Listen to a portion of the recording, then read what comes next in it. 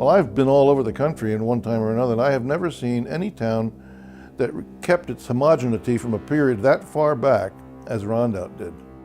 The architecture that was all torn down through urban renewal was mostly built pre and post Civil War. That's amazing. No tasteless eyesores in Rondout. It may have been what they called a slum, but to me, it was an absolute jewel. It was a close-knit community, and it was a very diverse community. You know, we had blacks, we had Jews, we had Italians, you name it, they were there. Racism as such was not really an issue. We didn't realize it at the time, but we were all poor. Everything was down there. They had cleaners, they had food stores, they had department stores, we had 2 banks. So we had everything in Rondout. We didn't have to go uptown.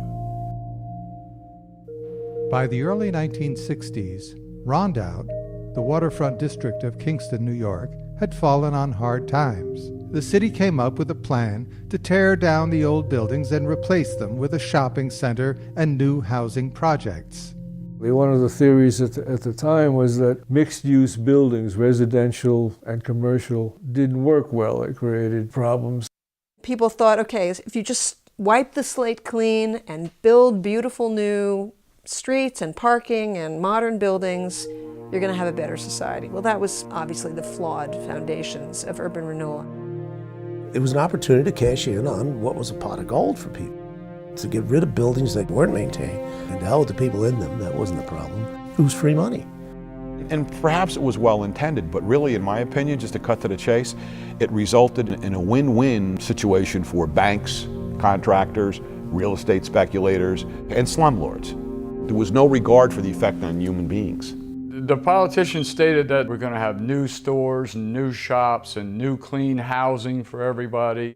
The general consensus in the neighborhood was that we're not going to get any of this.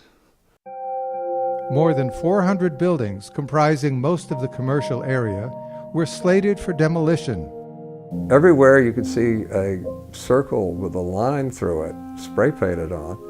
And it was like this sort of negative Passover. You know, like these were the things that were going to be torn down. They knocked them down like several a week. I mean, there were hundreds and hundreds of buildings. And there were literally thousands of people that were being dislocated. They weren't relocated. Going through this whole thing of why are they tearing the buildings down? You know, where are we going to go? Many people called it urban removal. Once the buildings were torn down, the new developers failed to arrive. I mean, the streets were basically there, and it was just streets and nothing. It was empty. And this went on for not just a year or 2 or 3, 10 years, 12 years. Nothing was down there. The buildings that were left were boarded up, and eventually artists, pioneer investors, and business owners bought the properties and renovated them. And I met numbers of people who had lived in the old part that was torn down, and they all were they were heartbroken. Many of them felt their families were displaced without proper payment. It was a mess, there was no question. But what they did in order to facilitate the flow of traffic and change the sort of pattern down here was that they not only demolished those buildings on the east half of Broadway, they also widened the street by double, which violates one very basic principle of urban design, and that's scale. I've seen photos of how it used to look with the similar buildings like I'm in, the old historic commercial buildings across the street, and it looks like a commercial district. The 2 housing projects, which are located along the arterial highway that was built where the old city stood, segregate the affordable housing from the rest of the city. I think the poverty here kind of separates you from the rest of the city. There's a certain amount of shame about living here. It's like the other side of the tracks, in a way, literally. If I had been a city father in the 1960s, I might well have voted in favor of urban renewal, but with perfect hindsight, it was a terrible mistake.